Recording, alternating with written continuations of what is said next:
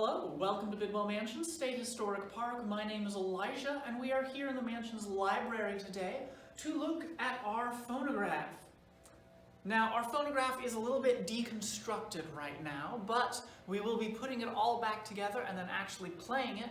Before you had cloud-based streaming, before you had CDs, before you even had records, you had these molded cylinders that you could play on a phonograph, just like this one here.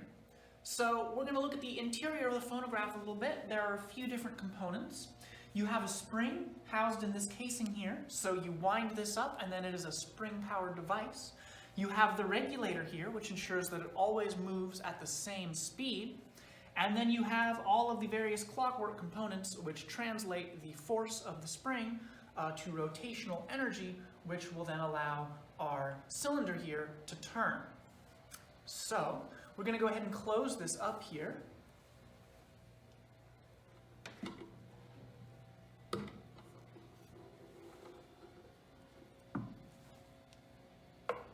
We can now take our handle and reattach it.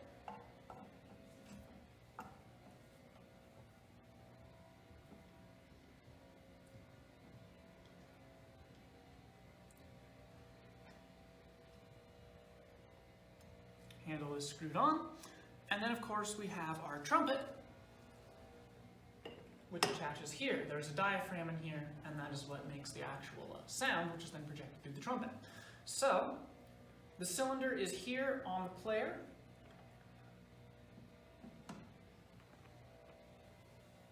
We will place our diaphragm on the front of the cylinder, more or less. And then we will crank it.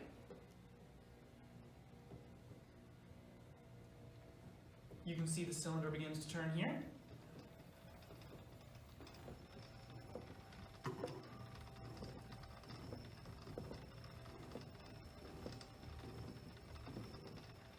And then we drop the stylus down onto the cylinder and it will play.